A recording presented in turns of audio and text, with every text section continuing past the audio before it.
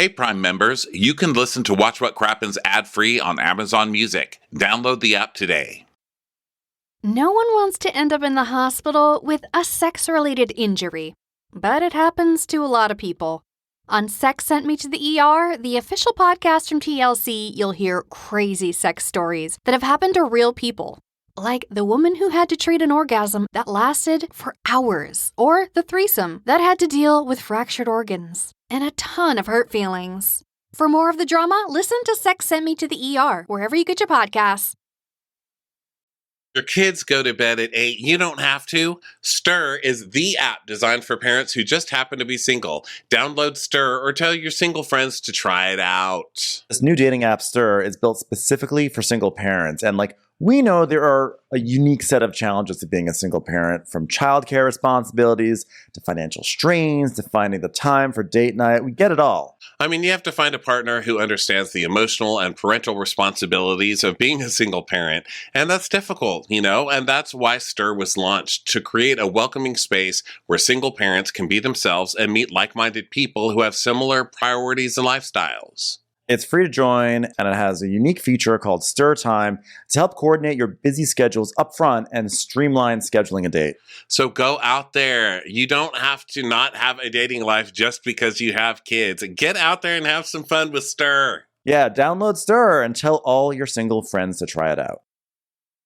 Watch what crappens, watch what crappens. Who cares what happens when there's so much that crappens? Crappens. Happens. Watch what crappens. Watch what crappens. Who cares what happens when there's so much that crappens? Watch what crappens. Watch what crappens. Who cares what happens when there's so much that crappens? Hello and welcome to Watch What Crappens, a podcast about all that crap on Bravo that we just love to talk about. I'm Ben Mandelker. Joining me today, after a very exciting weekend, Mr. Ronnie Karam. Hi, Ronnie. How are you? Well, hello there, Banoons. Hi. You're back home in Austin, safe and sound. Yes. I was making fun of Adriana's "but my foot" at our show in Phoenix and hit my Achilles tendon on a chair. And slowly but surely, it got worse and worse, and I literally limped out of LA, all hungover after the crappies, and I just came home and crashed face down on my bed and slept for like 12 hours. It was glorious. So wait, so in Phoenix or Scottsdale, so you hit your foot on the chair. Like, how did you hit your foot on the chair? Do you remember? Okay, so we were sitting in the chair, and I had my legs kind of lifted up because I was talking about her wheelchair or something. And then I slammed forward to say something, and then it slammed my Achilles tendon into the chair leg. Wow. I don't know if I'm explaining that right, but an incredibly stupid way, basically. That's what happened. I hurt my foot in an incredibly stupid way. Ugh. I hate that's almost always how it happens. Yeah, it's never something hot. It's always some dumb fucking way. Like, I'm going to die by I know, just closing the dishwasher wrong and getting my pinky stuck in it, and then it's going to turn on and electrocute me. It's right. I'm going to die some stupid way like that. Yeah, you know what's funny? My friend Leah, she just actually had surgery on her, I think her ACL or MCL on Friday because she had a skiing accident and led to that. So I texted her, be like, "How's it going?" She's like, "Oh, I'm doing well. I'm just happy that this is how I, ruptured my ACL because all my friends have been reaching out about how they ruptured it by standing up or." And I was like, I know. I remember my French teacher in 7th grade. She fucked up her foot by walking across her carpet. So she was like, "Yeah, I'm just happy I have a good story. I was doing something cool." Yeah. Oh, God, I'm jealous. Oh, I was looking up ACL, but then I went to ACLU. Now I feel really guilty about things. Oh, no. Did you rupture a civil rights organization? I know. I ruptured my civil rights. But also I want to go to Austin City Limits for some music. What is an ACL? Achilles. Well, I don't remember what it really is. Oh, God, it's your Achilles. Did I tear it? Oh, Jesus. Is it just serious? Say that you tore it playing football. Oh, well, now do I have to go to a doctor? I don't want to go. Oh, See it's it, an monitor it. anterior cruciate ligament. Okay, that's what it is. Everybody yelling at your car right now and hitting your steering wheel. It's an anterior cruciate ligament. Oh, Well, I'm sure they'll listen. We have many doctors and Also back in our of your audience. knee, I'm sure man. they'll message you and they'll give you some advice.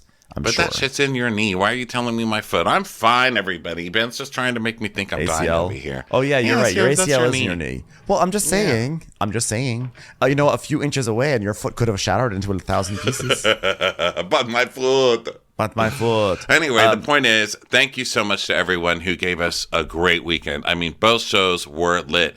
The Scottsdale Phoenix show, That's our we've never best had that Arizona much crowd. fun there. Yeah, we definitely walked off the stage there. Like, that was the best show we've ever had here. Everybody was so much fun.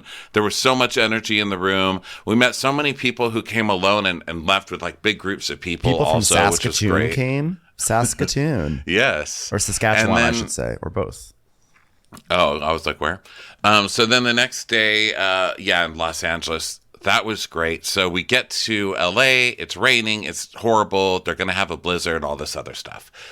We're like, well, we're doing this no matter what, right? Like, we can't just put it off. So we go, it's 2 or 3 hours, Ben, I think, before the show is supposed to start. And we get fucking Amber Alert type messages, natural disasters that pop up on everybody's phone citywide. Like, everybody's phone at the same time went, "Bam, bam, do not leave your home. We are forcing everyone to stay indoors. The zombies are here." And then you turn on the TV and there's like cars floating in rivers down the street and shit. Oh my God. It was like our biggest show of the year in probably the biggest theater we've ever done. And to get that message at like 3:30, there was so much coordination that goes into the crappies. I mean, you know, it's just like a lot, and you're herding cats. There's all these things, and it's almost entirely all just the two of us doing it. And we finally have everything. I like scratched off and that was my last thing on my to-do list. I'm now ready for the show. And that's like, no one come. And so then, you know, we had several guest presenters who had to back out, understandably, because they live in, you know, high risk areas. You know, like if you live you're in a the canyon hills, it's like a legitimate, you know, dangerous thing. So like we had people backing out. We had to rearrange like things around. It was just like chaotic and crazy, but we wouldn't have it any other way. It was so for people who did come out, really appreciate that. And so many people actually came out. I love the spirit of this show and the audience because nobody gave a fuck. They were like, unless they literally could not leave their home, they were like, we're coming. I mean, it was still pouring down rain. Everybody just came in soaked. The guests came in soaked. Like, nobody gave a fuck. Everybody had the best time. Katie and Walter, the orchestra, our crappers, were so good and so funny. I mean, what a dream night. You know, we got to meet some really cool people that night and some really cool listeners. So, guys, thank you so much for giving us such a great night. Yeah, and like also like thanks to our guest presenters who showed up.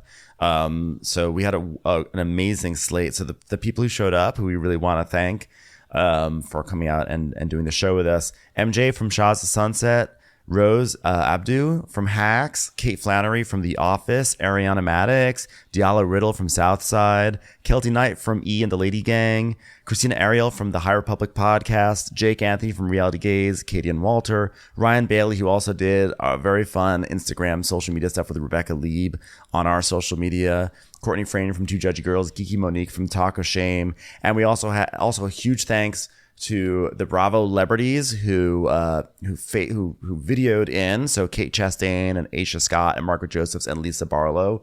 Thank you to everyone who took the time. I know it was a very busy time and the weather was crazy. So it was really cool that you guys all helped us do this show. And also the fact that, again, when those lights came up, when Ronnie and I went out on stage and the lights came up and we saw that like there were so many people in the theater. I thought it was gonna be like half full, and that just like, people rallied and they showed up and they were loud and they were with us the whole night and they were cheering and making noise and we'd announce winners and people would be on their feet, they're fist pumping, you know, just like it was such a great energy in that room. So honestly, thank you so much to everyone who made that night possible. Yes, if you want to watch it, it's still up over. You can catch the link still at watchwhatcrappens.com for streaming tickets. That will be released on our main feed, the audio only, but that will be released next week. So we just wanted to give people a week to catch the video of the whole show while they can. So feel free to go over there and get the link from our Crappens site, watchwhatcrappens.com. Also, our new shows are coming up. We've still got a whole season of shows. We're not going to give you this whole list every day because we know it will probably make us all fucking crazy doing that. But our next shows that are coming up, we begin March 9th in Charlotte, North Carolina, then Atlanta that same weekend.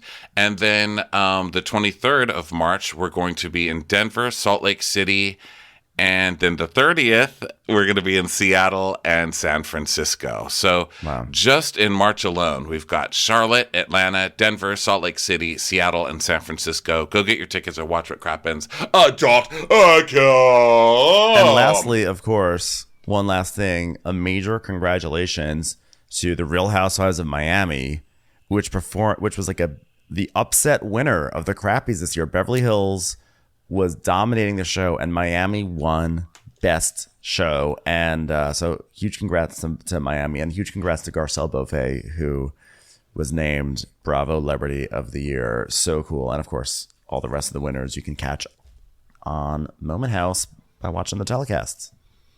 Okay, so today, let's jump into some Real Housewives of Potomac. Now, this is reunion part 2. And then they announced at the end of the show that next week is a 90-minute reunion part 3. Okay? Yeah. You're trying me now. You're trying me now, Potomac. It's probably because of Robin. They probably have to wedge in all this like Robin footage. Which, by the way, I don't need it. I actually don't need it. Like Juan. There was this whole. She did her thing on Watch What Happens Live. So I understand they want to weave it into the reunion to address it. That's fine. I actually don't need Unseen because I actually don't care much more beyond the fact that it happened. I don't need details. I don't need to see that much more of her squirming and her hypocrisy. Like she's already dinged for the hypocrisy. Like it's already there. I don't need this to be a whole, Barbara Walters special. R.I.P. Yeah, it's not really that big of a deal to me at this point. Yeah. I mean, Robin didn't put something on camera that was completely humiliating to her. I'm shocked. I think if it was actually Robin who was coming straight for everybody about their marriages, but she did try to stick up for Candace and stuff when all that stuff was happening in the beginning. So whatever. I'm not saying who's right or wrong. I just don't need another hour of it. I already watched the Watch What Happens Live thing, and they're already putting in missed footage or whatever, unseen footage of it from that into here, and they're already doing black and white, like storms are happening. Right. But don't you remember Robin's interview where she's like, "What? What's the big deal? I'm so sorry I didn't bring it up, but I didn't even think about it." That's all she's gonna say. Yeah. Yeah. I mean, I think the reunion's been great so far, but I think it's just from my perspective of as a podcaster and having just gone through this hell week, and then to hear guess what? 30 extra minutes of work you have to do. I'm like, no. Yeah, that's how we're looking at it for sure. We're like, no, oh, what? Not now. It's like the last day before summer, school announces it's going to double its time. You're like, wait a minute. We're supposed to get out early before spring break, not stay late, you assholes. Yeah. It's a selfish thing for sure. It's truly I feel like for everyone else, that's great. But for me, I'm just that's because it's 30 more minutes of content, which means probably another 45 minutes or an hour of work to do of taking And notes. Bravo, don't apologize, because honestly, as far as I'm concerned, you can take the apology and you can shove it up your ass. Your dwindling uterus was waiting for you to put this on TV. You just had a waiting, dwindling uterus to put this on TV. So that's where this episode begins, with Candace saying that, and basically saying, your dwindling uterus you could have put your dwindling uterus on TV. That could have been your storyline, but instead you would rather malign and fuck with people's families and use this show to lie on people. Yes. And also, people who ask us sometimes, like, why do you do Wendy, who always has a W in whatever she's saying? Which wasn't a good sentence to illustrate the W that we add into her sentences. This was a very good episode where Wendy inserted a lot of W's into her into her speech. I was like, there she is. There she is. So Wendy's like, well, there's now become a clear pattern with this happening over and over again with people's husbands. And you have a problem, but it's always coincidentally right when filming starts. And Candace is like, yeah, instead of talking about her uterus and what's happening in her personal life, she would rather malign and fuck with people's families. And, then we get to see the whole dwindling uterus thing again. I am saying it twice in a row, but it's because they aired it twice in a row. Yeah. Okay. Yeah, it just kept going. They just love the dwindling uterus. Yeah. You're just being faithful to the source material, Dwindling uterus is like the Let It Be of our time. It just kept playing. It never stopped playing on the radio.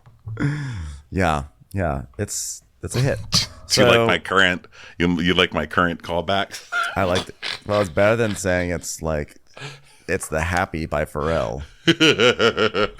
You know what? Dwindling uterus is like the Fly Me to the Moon of our Dwindling time. uterus is like it's like that awful Justin Timberlake song from the Trolls movie. No, I don't know what that was. It's like, oh God, plaguing every wedding and bar mitzvah for the next 30 years, that song. I was just so proud of the Trolls in that movie because they had been on pencils for so long. And, you're like, they're over. Like, no one was inviting them to parties, We're like, don't you remember the Trolls? We're like, yeah, they were so ugly. Like, that was what they left. And then they got a movie. I mean, it was pretty good. I honor them. I'm excited for the first troll Real Housewife. It'll happen. My dwindling uterus honors that. I think I said uterus, but whatever. Okay, so she's doing her dwindling universe song and dance again. And then she's like, yeah, and then you sat on Karen's couch and table with Robin and said, Chris needs to apologize to you.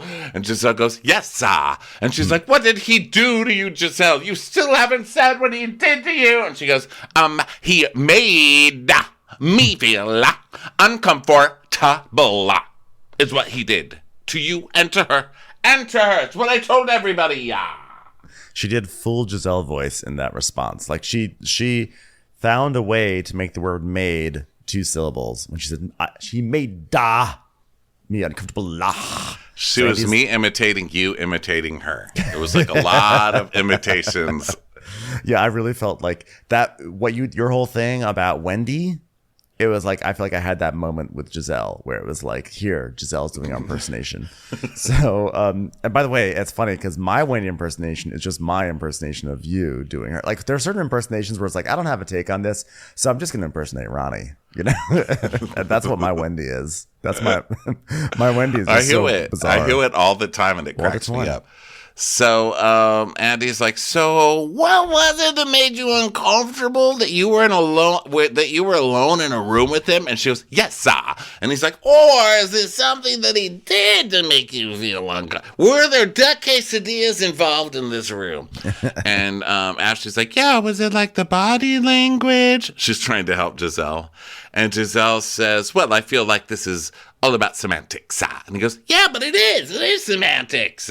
And Candace is like, you're using semantics against him. I'm anti-semantics. Sorry, Andy. Can we take that out? Can we take that out?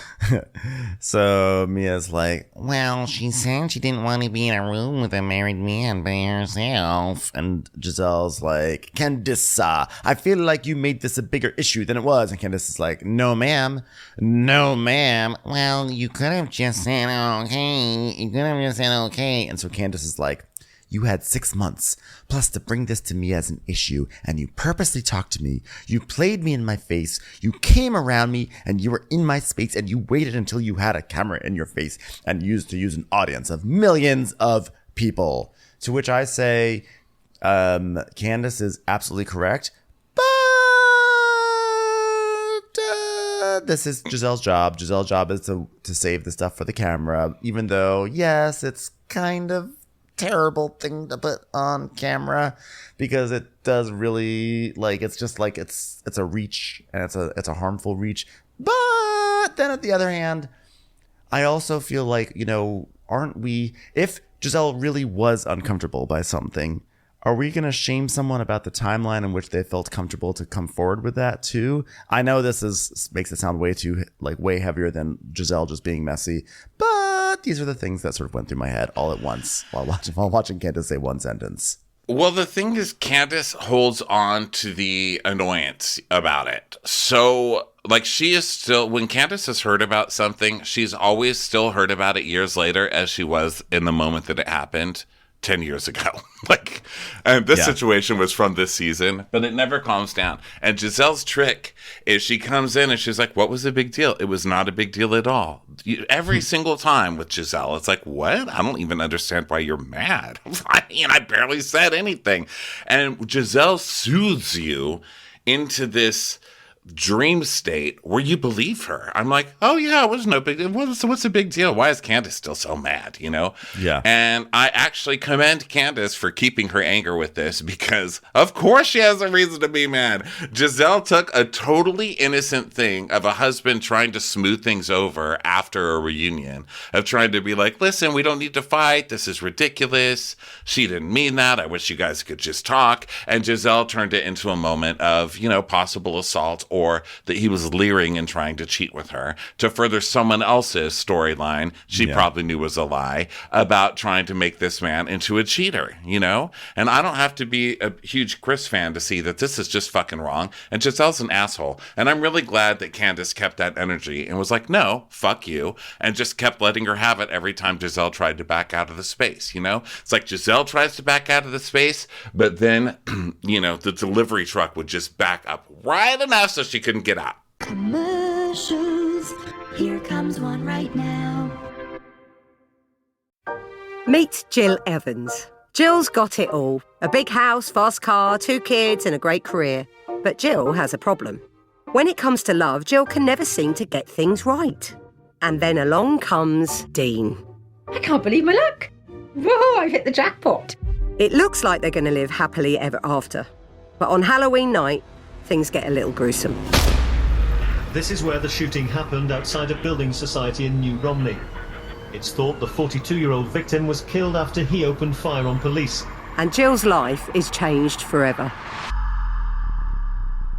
From Wondery and Novel comes Stolen Hearts, a story about a cop who falls in love with a man who is not all he seems to be. I'm Kerry Godliman. Follow Stolen Hearts on Amazon Music or wherever you get your podcasts. You can listen early and ad-free by subscribing to Wondery Plus in Apple Podcasts or the Wondery app. Decades before Anna Delvey began scamming her way into high society, Christian Carl Gerhartsreiter was infiltrating America's most elite circles with little more than a fake name and a lot of charm. Bold, ruthless, and willing to kill, Gerhartsreiter embarked on a caper across the West Coast, successfully evading the FBI for decades. Hi, I'm Sachi Cole, co-host of Wondery's podcast Scamfluencers, where we unpack the lives and schemes of some of the biggest scammers and con artists. In our recent 2-part series, 3 Weddings and a Funeral, high society's top social circles become a playground for a fraudster. Follow Scamfluencers wherever you get your podcasts. You can listen ad-free on the Amazon Music or Wondery app.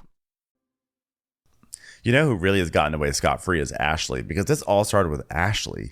Ashley's the one who's like, oh, Chris was, getting in, he was dropping in my DMs trying to say come on over.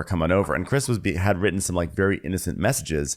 And when she shared that with Giselle was like, it's funny you say that, because actually Chris made me feel a little uncomfortable, after the reunion. And where Giselle went really wrong, though, is that then she started saying things like, I don't know, maybe he's trying to get with me. I don't know, if she just left it, it was it felt uncomfortable being in that room with him. Then I think she probably would have been in a better place with all this. But because she added all that, and because she was the one who blindsided Candace with it, because Ashley didn't blindside Candace. Ashley took her to dinner alone and said, hey, I just want you to know I'm letting you know about this. So Candace was cool with it. But when Giselle did it was at that TikTok thing, and Candace felt blindsided. So Giselle is all, looks terrible in this, perhaps justifiably so. But Ashley is the one who kind of really just skated right on by. She did it, but Candace couldn't get mad at Ashley because that's what Candace did when she outed Michael. So that's exactly what she did. She sat her down and said, listen, I'm going to bring this up, but I wanted it to be not in front of everybody because I don't want to blindside you with it. This is what I heard about Michael, and this is on the blog, and this was in the text, or whatever that whole thing was. And so now Ashley's coming to her doing the exact same thing. Like, okay, we're going to lunch. I'm doing this as a friend. I don't want you to get blindsided. So Candace is like, okay, I will accept this because you have done it in the terms that I have set, Right. You've done it in the way that I have set. And so she seemed fine with that. But then Giselle goes into semantics again because Mia says, well, what's wrong with acknowledging your friend was treated inappropriately by your husband? And Giselle's like, it wasn't inappropriate. I was uncomfortable. Right. And so Andy's like, well, I think that you and Chris should determine what was uncomfortable when he gets out here. So, by the way, production showed the moment when Chris was allegedly flirting with your friend Deborah, Ashley. And they show this clip of Deborah looking crazy. Like her eyes are like bulging and she's shaking her head. And they intentionally put like the most cuckoo shot of Deborah in there. Yes. And they should, it's kind of film grainy footage from like the corner of a restaurant, ring cam or what do you call those? Like ring security cam or whatever. And, it's that thing where she's like, oh, I know Chris. My husband's a Chris. And he's like, well, there's a lot of us. And she's like, yeah, he wanted to bang me or whatever. So Andy's like, so when you saw the footage, what did you think? And she's like, well, it was a little surprising because it didn't match what Deborah told me. And she wasn't really eating a cookie where crumbs were flying out all over and Chris was trying to catch him with his mouth. But she said that if you watch the footage, the words don't match the images. I'm like, maybe it's because it was a 7-Eleven camera taped to the corner of a fucking corner of a restaurant. Right. So, she says, that like, it wasn't matching. And then Ashley also says that, like the Happy Eddie thing was a reach as well. And Andy's like, yeah, I mean, he smiled at someone. So Wendy's like, that was a very big reach. It was almost as if the women would get uncomfortable whenever the men show any sort of normal respect or decency. And unfortunately, the men within this group are unable to even communicate with the other women in this group for fear that they may be pegged as something that Stop it, Peg. This is the show that put Michael Darby on the air. Let's just stop it there. Okay, anybody else? Yeah. So Andy's like, well, let's talk about the Instagram live video you made, Candace. So we see the clip of Candace saying like, all these bitches are fake, blah, blah, blah, blah, blah. And Andy's like, you said, fuck these hoes. None of them are loyal, and they're just trying to peddle their businesses.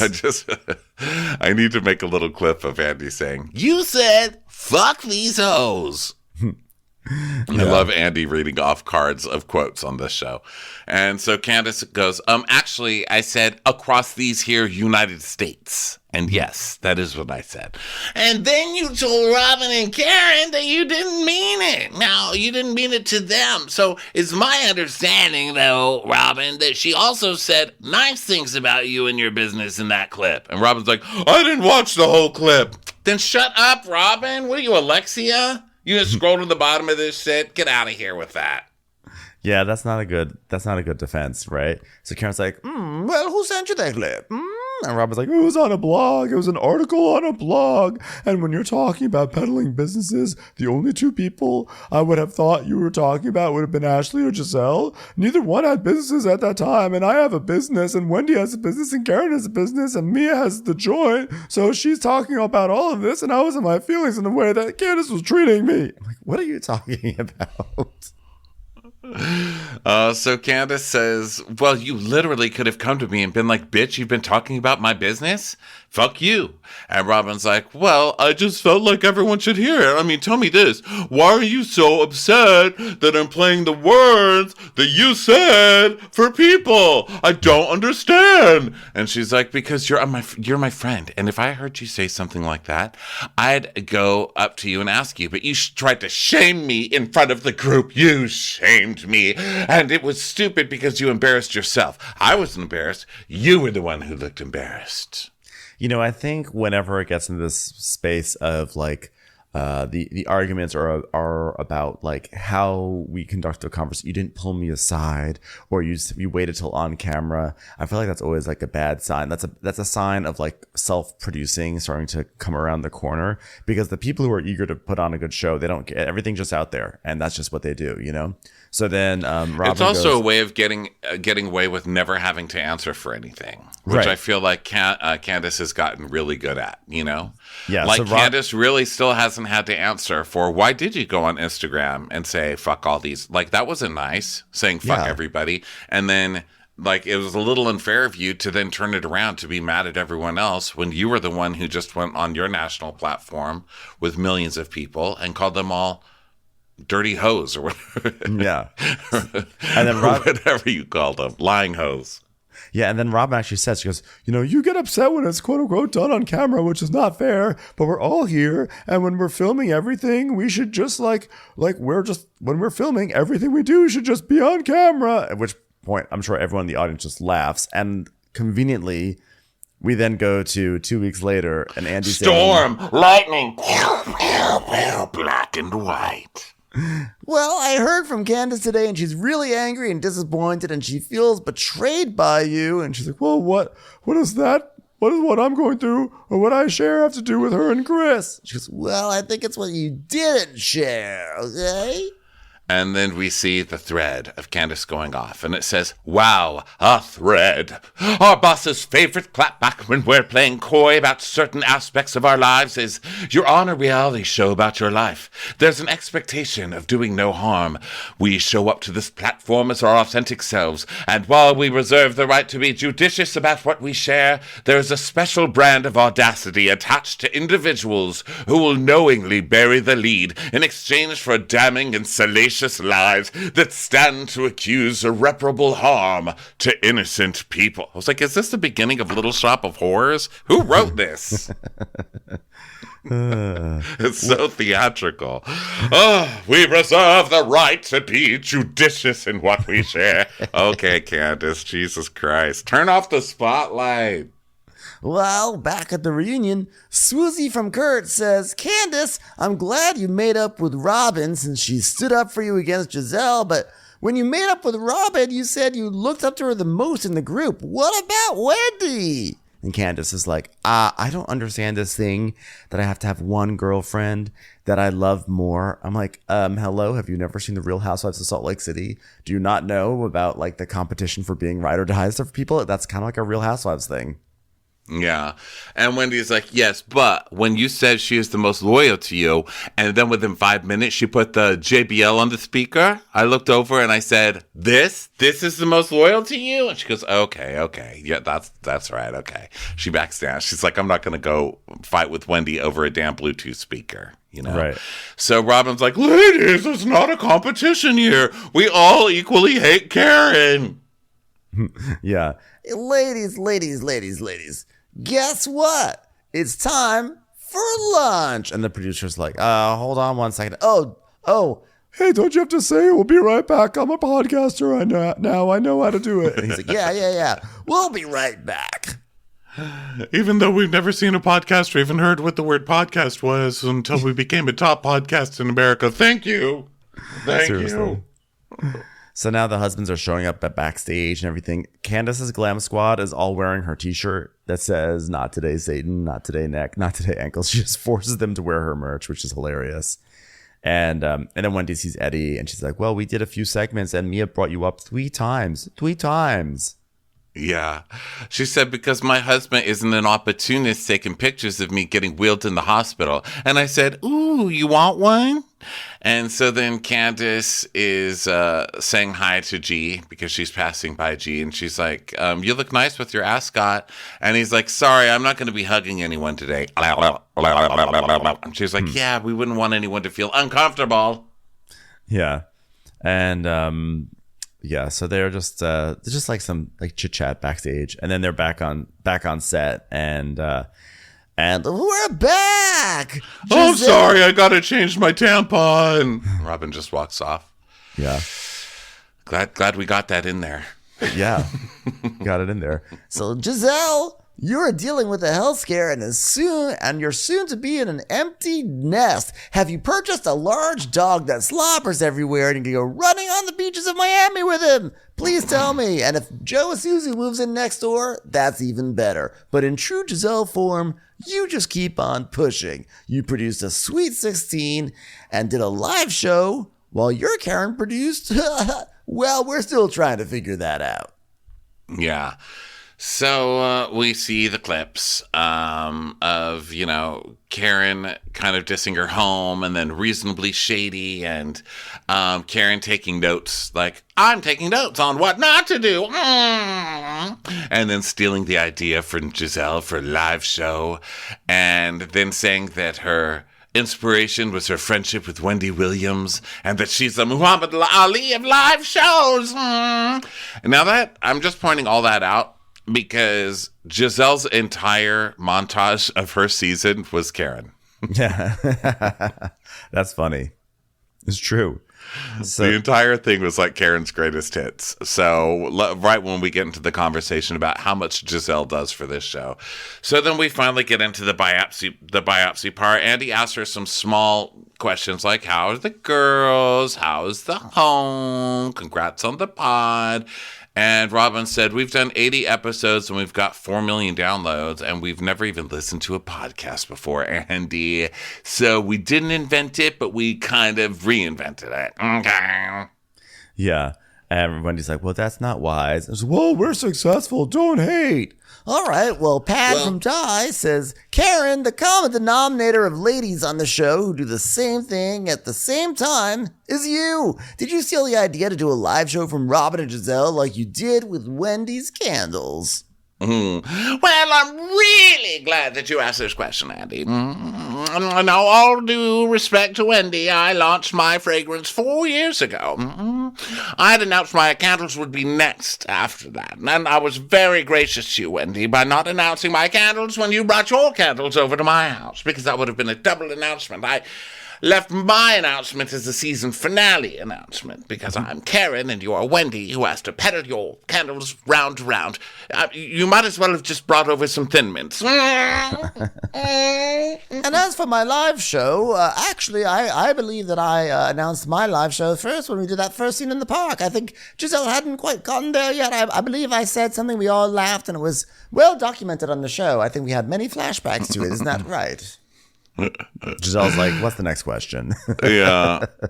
He's like, well, Men from Toast Freshness Full of Life says, Karen, I think that your show would owe some thanks to the Countess's show, right? She's like, Countess, who? It's like, the Countess, the show she does. She goes, no, well, Ashley came to mind and we turned it into a variety show. With the TikTok thing. It's nothing like the Parkers whatsoever. No, I'm not talking about Countess Vaughn. I'm talking about Countess Luann de Lesseps. Not familiar.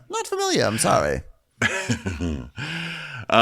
So let's see here. She goes, and you asked me my inspiration? Let me tell you, I've had time for that to give me an answer.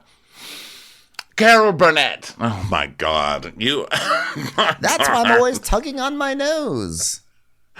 This woman has balls of steel. And Andy's like, I thought you said it was Wendy Williams. What the heck? And she's like, oh, okay, Andy, you be shady. I get it. Shady shade. But you can come to Philadelphia. I have a VIP ticket for you, Andy. He's like, all right, well, who or what is a la dame? She goes, oh, well, I have a lot of love on social media, Andy, and so I named them all la dames. That's why I say la dames rise. And Giselle's like, and when you say la dames rise, does anyone stand up? She's like, yes, on social media, yes. And if I say la dame rise at my 300% sold out show, I'm sure they'll rise. And he's like, okay, well, if there was a group of robins, what would they be? She's like, boring. Well, Hilaria from Boston Market, how you say cucumber, says, how is Giselle feeling? And Giselle's basically talks about the hysterectomy and how she got a lot of feedback from women. And a lot of people were happy that she shared her story. And Candace is just like scoffing. And Candace's like, well, it's the first time you were real about something. She's like angry that Giselle shared her hysterectomy, which is kind of crazy. But Giselle then says that it was like a really traumatic surgery. And it was supposed to be like a 3.5 hour surgery, but it wound up being 8.5 hours. And the kids were really scared. And it was really scared. And she was supposed to be dismissed from the hospital, not dismissed, but dispatched from the hospital, released, and she had to stay overnight, and so the kids were really, really freaking up. And so Giselle starts choking up, and she goes, we'll talk about it later. And Andy's like, no, we'll talk about it right now. I was like, whoa, wow, okay. It was a different Andy today. I think Andy has gotten past that part of just being exhausted by having children. I think someone was like, Andy, you're very rich, and it's okay to just use the nanny for everything. The children should basically be able to vaguely recognize you at this point. Beyond that, you're overdoing it, because he's getting sleep. And I think he did a really good job with this reunion. And we give him a lot of shit about these reunions. And I think he was pretty good on this one. He was. That's coming up really to this good. next segment. But yeah, I think he did a really good job. So he's like, no, we'll talk about it now. So she gets all upset and is talking about how her sister, who knew she had a sister? Did you know that? Yes. I think she was in I think the sister. Oh, no, I was thinking about the mom. I was thinking about her mom. Never mind. I don't know if I knew about the sister. Bring me some sister. Thanks. Dear Bravo. So her sister was supposed to be getting updates, but they weren't updating her for hours. And so everyone's like, what's going on? Did mom... What's going on? They weren't getting any. And also, she was supposed to only be there for the day and be an outpatient, but she never came home and nobody ever called them. Yeah. Which is terrible. I mean, can we get some better fucking customer service? Like, what the hell?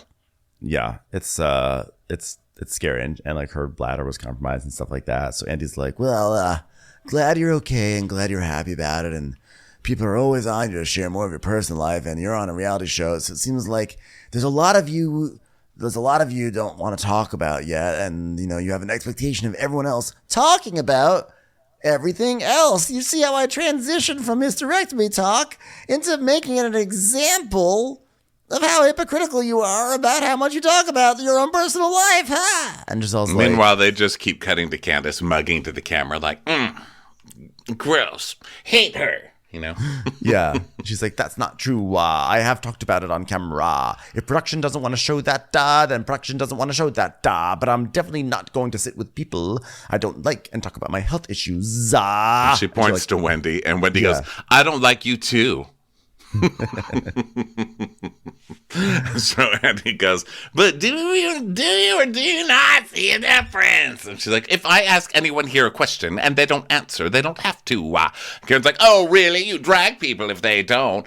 Candace is like, yeah, you bully people. I mean, he goes, is this what counselor looks like? That's what she said to me, Andy. Yeah. And so Andy's like, by the way, I may be the first person to actually ask this, but I'm curious. What's the deal with your friend Steve? I'm assuming you're not with him anymore now that you're with someone significantly more attractive and interesting from Winter House. Am I right? And Candace is doing her big cartoon yawn thing. And Andy starts asking about Jason because Giselle said that she sees Steve when he comes to town, but she doesn't ask him to come to town. But Jason asked me when he can come to town. And Andy asks if he's met the girls. And yes, they all had lunch and they love Jason. And by the way, Jason is 36. He asked about the age difference. Jason's 36. I thought Jason was 22. I didn't realize he was 36. All this time, I thought he was like a young whippersnapper. So that's why I was especially surprised with Giselle and Jason. Yeah, he's definitely older than I thought, too. I didn't think that old. I thought maybe like 28, you know? I literally thought he was like 22, 23. Yeah, Southern Charm's an odd show because some of the people they cast are 22 and then they're like, and Kyle. You know, it's like, So then they start teasing her about the age difference. And she's like, I'm not a mathematician. Nah. Robin's like, it's 16 years difference. 16 years difference. Yeah. So he has energy. So then Andy's like, he's like, well, next season, if you're still dating Jason, are we going to see him on the show? Just kidding. Of course we won't. He's barely on the shows he's already a cast member of. Okay. Commercials. Here comes one right now. Hey, you want to talk about Wendy now? And so we get some Wendy clips, and it's literally kidney stones, drinking more water, and then the Peter restaurant. So Andy's like, did you talk to people who had owned business about getting into the restaurant business? And she's like, I did, but Ashley said, yeah, I warned her about it, but she's also partnering with somebody who knows the business. I mean, he's got Peter's Brew, Bar One, Peter's Patio, Peter's Glove Box. And Andy's like, Mia, can you explain your relationship with Peter? And Candace says, yeah, you and G were sleeping with his girlfriend, right? Yeah. And she's like, yeah, so, like, it wasn't his girlfriend. We had a thing with his girlfriend, but she's not his girlfriend anymore, right? And he's like, okay, so she wasn't his girlfriend at the time. No. Okay, so Mia, I didn't understand why you threw a drink at Wendy. She didn't really say anything bad about your husband, and all the stuff with Peter's business had nothing to do with you, and honestly, I'm just surprised that you're coordinated enough to pick up a glass and throw it in a direction. Well, Andy, it's the same reason I regurgitate other lines from famous housewives. I'm an empty vessel trying to keep a check. Thank you. And so she's like, I was talking. Wendy is basically, she says something about like, well, she was saying these things. And Wendy's like, that's not true. I'm talking to Andy, and I had enough. Okay, I'd had enough. Well, it seems like whatever the drama was between her and Peter, you were trying to make it something more than maybe what it is. Well, I did not intend to argue with Wendy. I think I just poorly delivered the message. Emphasis on poorly, as in I actively poured water on her. I was trying to talk about business, and she wanted to talk about threesomes, Andy. And he's like, what are you talking about? And Candace goes, no. You took it to the other level because you threw the drink at her, and then she responded with all the stuff you didn't like. And Wendy's like, yeah, are you kidding? You're sitting here a year later pretending you don't know what you did wrong? You assaulted me, and don't let her fool you that I'm sitting here strong. That shit was fucked up. And Mia's like, okay, well, you want to talk about the fact that you fucked Peter, and that's the real story. Yeah. That's the real story. You were mad. You want receipts of you getting Peter your cookie to get your own Bar One. It's like, oh God, everyone just groans because Mia is just so bad at this. I know. She's just so bad at it. Wendy goes, fuck you forever. So she's like, you're just saying this because you want to say it. And so Andy just starts hiding behind one of his cue cards, which means he's like loving it and he has to hide a smile. And so Mia's like, She had dinner with him before filming, and they had a whole entree, and I heard about it. In bar one, I saw the cameras. I mean, she's so full of shit. It's hilarious. She gets to be welcomed into the security camera. Like, you think Peter's going to show her? I mean, Peter might actually. Peter's messy, but still.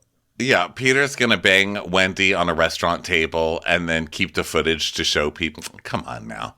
And if so, that we would see this footage, right? Yeah. But they're just all laughing at her, you know. And Andy's like, so wait, did they have the cookie for dinner? And Candace goes, no, Andy, she gave him the cookie allegedly. The cookie is the vagina. He's like, I know what it means. I know. And Wendy's like, you're fucking for lobsters. I am, and I'm not denying it. You're fucking lobsters. You're fucking for lobsters. She goes, yep. She goes, yeah, well, we don't all fuck for lobsters. And then it cuts to a clip of Mia cutting into lobster tail and like porn music playing. Yeah. So then Pack from Man says, Robin, you kept calling Wendy antagonistic. How is it possible to antagonize someone after they throw a drink in your face? And she's like, no, okay, so first of all, let me say, I don't know how I would react if someone threw a drink on me. And Andy's like, I have a feeling it wouldn't be good. I saw the umbrella scene. Let's roll it. So we get to see the infamous umbrella scene. And she's like, yeah, but that scene was she told me to get out of her face, and I did. And everyone in the world has the right to retaliate how they want to. However, I did not want to see her fight on television. And Karen goes, oh, really? Then why the fight? Oh, shut up. And she's, no, let me answer, everybody. Because you kept going and going. And I said, if you want to fight, then fight. And if you don't want to fight, then sit down. And that's the part that people are missing. So then we see an unseen footage clip where she's saying, listen, you do not want to fight, Wendy. You don't want to fight on camera. Because if she comes over and pops you in the mouth because you won't stop your blah, blah, blah, and, you know, it's going to make you look bad. So if you want to fire her ass when the cameras go away. She's saying kick her ass after hours, basically. Yeah. So Wendy is like, she's like, well, even with that context, that doesn't change anything for me because I had just been physically assaulted, not once, but twice. But you look at me and say you're being antagonistic. If anybody hits dumbass Mia right now, I would say, hold up, that's messed up. You didn't do that. The only person who you spoke to was the person who was attacked, and that's fucked up. And she's like, well, I'm still not sticking up what she did, but I understand her frustration. And Candace is like, well, it sounded like you were. And she's like, and secondly, you and I were not friendly, and I felt like Karen would have been the perfect person to say, Wendy cut it out, and Mia cut it out. But instead, she chose to excuse herself. God, Robin, she has such mommy issues. It's like everything that happens, she blames the older one. Every single thing is Karen's fault, you know? Go apologize to your mother and make up for whatever the hell you're mad at her about. Because at this point, it's just like glaring. Yeah, Karen's like, Robin, do not speak for me. Why are you dragging me into your bullshit? You brought up my name, so I'm in it now because what you're not gonna do is say that I should have diffused something that you are responsible for gaslighting. And by the way, I am going to be coming out with the Dom diffusers and the Dom gaslights. Thank you. And he's like, I don't think that's what gaslighting is. Maybe you mean throwing gas on the fire? It's like, thank you, Andy. Thank you so much for in one evening being shady with me and correcting me. Thank you very much, Andy Cohen. I very much appreciate that. You'll be the first one to receive my gaslighter. And so they just keep saying, you don't even know what gaslighting is. So Andy moves it along. He's like, Chupa from Mi Verga Cabra says, Robin, you were on Watch What Happens Live saying that Charisse did not need to put hands on you to hold you back from getting Wendy, but the truth is she did put her hands on you. So can you acknowledge if Charisse's natural reaction to put hands on you was because you were behaving in an aggressive manner? Now, we've debated this. And you said she didn't put hands on you, but then when we saw her put hands on you, I was like, oh my God, can we stop relitigating this is like the smallest thing. They make everything on this show into the biggest fucking deal. Yeah. And so Robin's like, no, I said I didn't need her to put her hands on me. And Wendy's like, I was seated. So, when you're seated and we're having a heated argument, I don't know where you're all from. I don't know where you're coming from, but if you're going to come at it, if you're going to walk towards me, anything could happen, and but I said I was going to stand. Yeah. And you did step towards her. If you walked right here in front of that coffee table, I'd be like, wow. And I would stand up and you'd probably push me back down into my seat. Let's be honest. But the whole thing about this, Robin was completely wrong. Who does that? You don't Robin does that a lot. And they're correct that she's done that a lot over the years, where she just walks up on people and gets in their face and stuff. You can't do that. But they're also leaving out the whole part where Wendy just kept going, stand up then, stand up then, stand up then, stand up then, stand up then. And she goes, really? You want me to stand up? And she stood up. Like, oh my God, you stood up. You stood up. I can't believe you stood up. Yeah, they only wanted her to stand up, but not actually move forward at all. So yeah. So Andy's like, well, Ashley, you flip-flopped your stance on violence this season. Monique was far more violent with Mia. I mean, with what's her face. She was more violent than Mia was, but you defended her in the courts. And Ashley's like, well, everyone came to Candace's defense as they should have, but no one came to Wendy's defense. And you wanted to be the hero. Candace just slinging out some. Candace is just mugging to the camera and slinging out little one-liners all night. It's so funny. Yeah. She's like, well, no one came to Wendy's defense when she was the person, and no one was holding Mia's feet to the fire for her actions, and everyone chastised Monique and told her it was misrepresentation of black women, but no one was saying... Which she was. Yeah, but no one was saying anything to Mia, and I don't think that's fair. And I will stand by that, just like I've stood behind Gollum for owning that ring. And Andy's like, all right, well, let's move on. Your reaction to what happened in Miami seemed hypocritical and the opposite of what happened with Monique Giselle. And Giselle's like, here's the thing.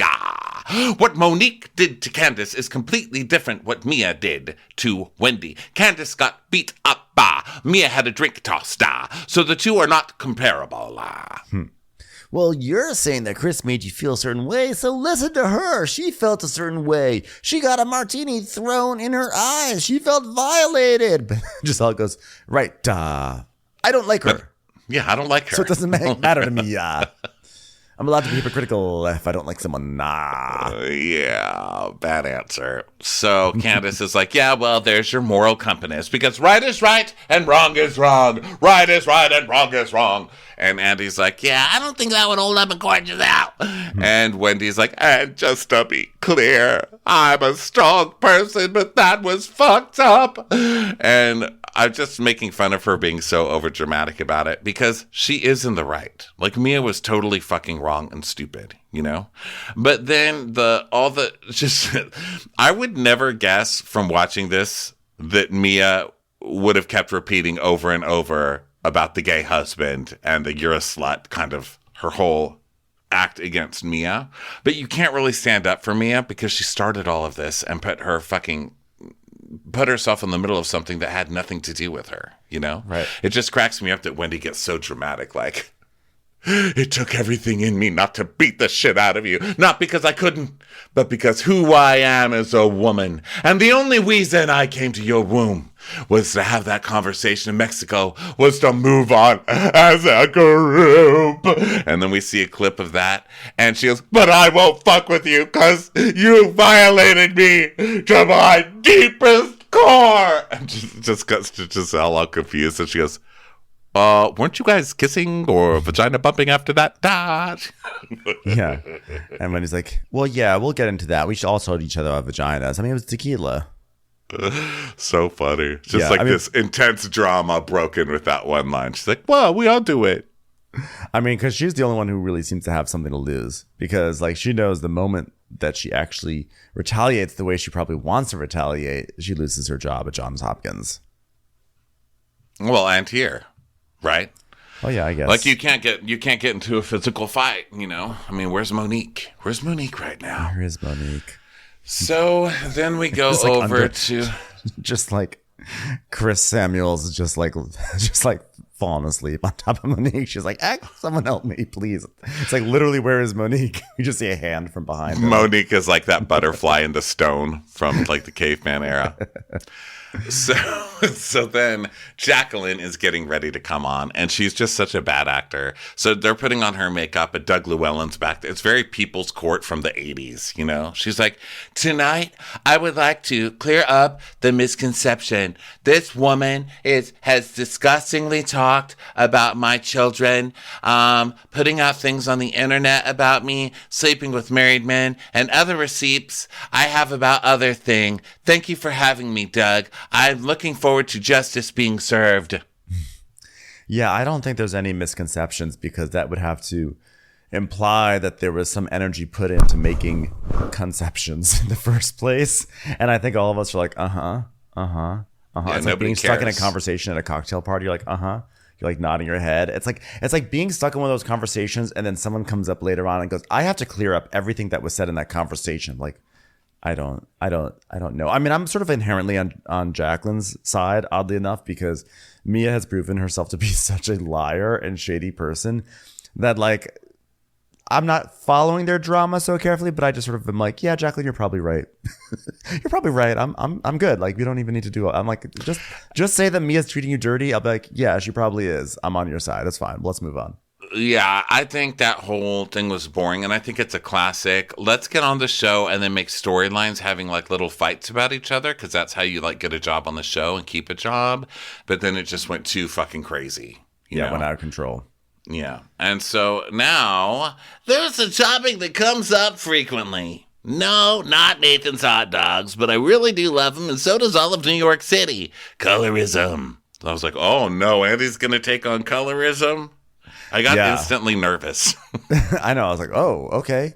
So, it was a big thing that came up this year with everything with Mia and Wendy and how, like, Wendy was treated, etc. So they decided to, like, really approach this or that's what they said. And he talked about how they were going to maybe get a moderator, and they reached out to everyone. Everyone said they didn't want a moderator because who knows who Andy would have chosen as a moderator.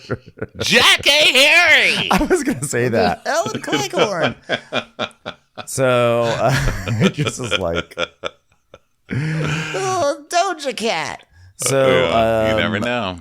Yeah, seriously. So then he basically is like, hey, I'm going to sit back and I'm going to listen.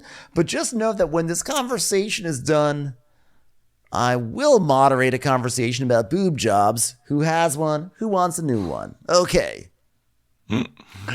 So he says Candace was the most vocal, but that she told him and the producers that she didn't think the castmates were colorist, but that the conversation needed to be had.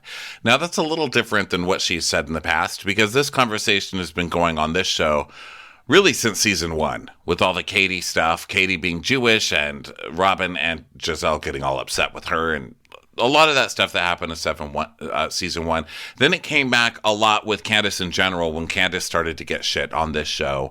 Candace used to kind of throw this stuff out all the time, and it kind of opened the conversation. You know, it opened the conversation with us because we are white guys. So we didn't know what the hell was happening until people kind of explained it. So, I mean, I hate to be like Andy, but I'm kind of with him where it's like, it's not ours to discuss it, but it is our place to recap it. So Candy is saying she appreciates the conversation, but they all need to agree what the actual word means. So I have Merriam and Webster. Yeah. So she reads frequent member on the Real Housewives. We should mention Merriam and Webster. Literally no one. Merriam-Webster. Literally no one invites Merriam or Webster over because they're just constantly correcting cast people of Real Housewives shows of all cities, you know. So glad that, by the way, Andy did not recruit Jennifer Aiden to moderate this discussion. What's colorism anyway, baby? Caroline Manthos back in Jersey, like, I would just like everyone to know my father had nothing to do with putting Merriam or Webster at the bottom of the river. And how dare you for suggesting it? So basically Candace reads the definition, which is, different treatment based on skin color, especially favoritism towards those with lighter skin tones and mistreatment or exclusion of those with darker skin tone, especially typically among those the same racial or ethnic group. And they all agree with that. And Candace, they wants to talk about where colorism may have reared its head in the group. And Candace says that she's someone who has a reputation of crying or screaming or yelling and will do a combination of all those things. And she's viewed as the crybaby because she'll be, the first one to be emotional. But Robin has screamed and gone into Ashley's restaurant and put her finger in the face. So she's kind of like, it seems weird that Robin does not get labeled as, like more of a villain, more of like the bitch, more of the aggressor. And I like that they showed this clip. Montage of Robin. Yes. Well, they also show a clip. They show a montage of Candace actually being everything that she's saying. That's her reputation. I mean, they literally put in the clip with Candace being held back by her husband while she's like swinging to get forward and go at Ashley, swinging the butter knife, and then being dragged away by Chris and throwing the butter knife, and then like cutting to Candace crying and screaming and yelling. I mean, Candace, you do that. You know what I mean? Mm-hmm. You do. And the argument from Ashley is like, yeah, but you do. You do that. And then Robin's reaction is like, yeah, but I do get called out for being mean and aggressive. She's like, I mean, just sitting here, I've been called mean girl and aggressive. So I don't get it. And so basically it comes down to me, it came down to them saying, look, we understand that it's more difficult for you in life and that fans come after you harder. And we do understand that colorism is real and it is a thing. And Ashley was saying, like, I acknowledge that I benefit from colorism and that you don't. Like, I acknowledge that that's a thing. And then Candace starts crying and she's like, thank you. Like, that's sometimes really all we need is for us to have acknowledgement that it is a thing. Because when you say it's a thing, everyone's like, no, it's not. You're just a bitch, And to acknowledge that it exists in the world, is something, And it kind of goes back to what we come to whenever we have these kinds of discussions on this show. If I've been completely ignorant about something in life or in a stupid recap, it really doesn't cost any money to listen to other people. You know what I mean? Like, it doesn't cost any money, and just say, like, I hear you, and like, let's try to fix it. I mean, what the fuck, you guys? That's why it's kind of cringy sometimes to listen to like old episodes, because like we have actually learned so much in the past 11 years that we've been doing this, right? Like learning about not only perspectives, but, really getting more nuanced views of especially racial things. And it's not from solely these TV shows, because there's been a lot of stuff that's been happening in society, but like, that's probably why if I were to like go back and listen to some episodes, I guarantee I probably said some really cringy stuff, because it was like, it's like, well, yeah, the whole world has changed. It's good that we're cringing. It's good that we go back and listen and cringe, because that shows that we actually have sort of evolved and understand perspectives a lot more. So it's really cool that Bravo is having these conversations on reunions, because I do feel like there was a time when we started, I think actually Bravo had a pretty simplistic sort of approach to all these things.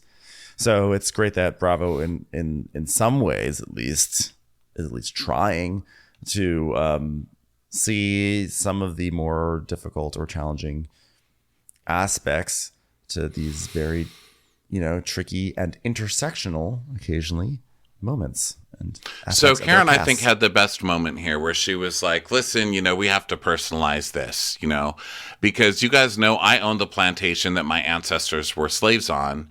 And so colorism has been taught throughout the generations, and those with darker pigment skin were in the fields, and the lighter woman was the house Negro. And I can tell you that it takes a conscious effort to change that within us that was never supposed to be there in the first place. And what Candace is saying is that because of the color of her skin, she is judged more harshly than Robin or I would have been, period, And I thought that was really well said, and I thought it was a great conversation among the cast. It was good to see. And then Andy's basically like, well, thanks, ladies. We've solved colorism. Okay, we'll be back to accuse Candace's husband of discomfort assaults. See you soon. Yeah, I mean, it seemed like a good conversation to me, but again, obviously not part of the community, right? Like outsiders of the community. I'm sure there are people watching who felt like it did not go deep enough, or felt like it was surfacey, or maybe they felt like. I'm interested to hear if people felt like, oh, this just felt like something that Bravo did to get themselves off the hook, or if it felt like a genuinely like, oh, this was really good, and things were said that needed to be said, you know. So interested to hear what people's reactions are from within the community. Yeah. So then we move into this Jacqueline segment, just so ridiculous. So Jacqueline's coming out, and Mia looks furious that Jacqueline's there, right? And Eddie's like, welcome back. This dodo bird Jacqueline has joined us. Surely she hasn't brought a glitter box full of fake receipts. Welcome, Jacqueline. So I have to think, Mia, this isn't how you imagined working out, bringing your best friend on the show. And Jacqueline's like, well, I am completely shocked, Andy. Was this the first time you've seen Mia since filming Wrapped? And Jacqueline's like, yes. Oh, and Mia, this season, you introduced the ladies to your best friend, Jacqueline, and you fought like sisters, made up like sisters, went to the steam room like sisters, and one of you fell in love with George Clooney like sisters, and one of you married Ed Marinaro like sisters. Wait a second, I think I'm getting myself all tangled up. Anyway, let's take a look. So then we see clips of them, and then fighting, and then fighting more, and then fighting more. How does it feel watching that? Personally, I formed 2 equal-sized eye boogers while that was airing in each eye, so thanks for that, little sleepies. And Mia's like, it was disappointing, Andy. I think that we both could have done better. And Jacqueline's like, it was devastating. I see someone who literally wants to drag me underneath her to elevate her to be her peasant. And Mia's like, I don't want anyone to be pleasant, okay? I want people to be happy, not just pleasant. Peasant. Are you calling me a peasant? Andy, do you see what I have to deal with? Well, there's a lot of time. There was a time during the season where I was going through a lot personally. I thought I had a different kind of cancer or deadly disease literally every other day this season, Andy. And he's like, but were you unsupported by your friend, Mia? She goes, no, I was supported, but when she got here, I was just like overwhelmed by all the support that she needed, Andy. And Jacqueline's like, let me clear this up. Let's talk about my sister. My sister was my nanny initially, and I knew that you didn't have the type of support from your family, that type of support. So that's when I said, here, take my sister to nanny for you. So when you're saying like, you're giving me all this support, I literally gave you my sister. And Andy's like, the fuck kind of argument is that, first of all? That's the weirdest argument I've ever heard. So you're basically saying you weren't paying your sister to nanny. Your sister was just taking care of your children. But then you told your sister, let's get you a job and you can get paid for this with Mia by nannying for, right? Isn't that what you're getting? It just goes to show sisters are doing it for themselves, you know? So Andy's like, well, when you were living with Jacqueline's family, did you feel like an underling? Did you feel less than her? And now you're turning the tables? And Mia's like, no, don't. Her mom and dad treat me like one of their own that sleeps with another one of their own, okay? And I just wish I were still as close with her parents, but like, and Jacqueline says that her mom hasn't watched yet because she doesn't want her mom to see it because she knows her mom will be so disappointed. But her family has seen it and they're disgusted with Mia. Well, I definitely wish we didn't have to see it played out on television because we do argue and fight, and we've probably said worse things to each other, but, like, look, I can wake up the next day and forget what happened and just move on. And Jacqueline's like, that's the problem. You're unhinged. And she's like, well, I don't know that that's the word for it. I mean, that's what the door was called when it was kicked down to repossess all of our stuff after Gordon's family stole all of our money, so... So Jacqueline's like, well, let's talk about how you're unhinged. You sent a group chat to everybody talking about my house being in foreclosure. I need to worry about my food stamps when your family business is in shambles, and I know all about it, and I have all the details. And Mia's like, oh, really? You've got a folder? I've got a box. Pandora's box here, which I've licked. And so I think they have, are the boxes matching? They've both got It seems like it's like a box off. Well, I think that like Jacqueline has a folder, but Mia has a box. It's almost like someone's about to do an audit of a county fair raffle. I'd say there were 9,072 jelly beans in the jar. I brought my Valentine's Day box to see if you left me a Valentine's, and I think the record will show there's no Valentine from you in here. Mm-hmm. And that's it. That's when we get the announcement that next week is a 90-minute finale.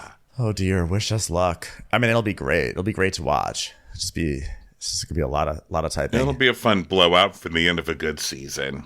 Yeah. All right, everybody. Well, thank you so much for being here. If you want to watch the Crappy Awards, go over to our website, watchwhatcrappens.com. There's still links up for the next week. I think it'll end Friday. So, during this week, do it.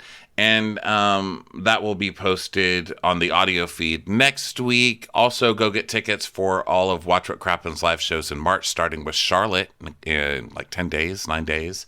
Yeah. And we will talk to you tomorrow. We'll see you later, everybody. Bye. Bye. Watch What Crappens would like to thank its premium sponsors. Ain't no thing like Allison King. Ashley Savoni, she don't take no baloney. She's not just a Sheila, she's a Daniela. Itchels. Dana C.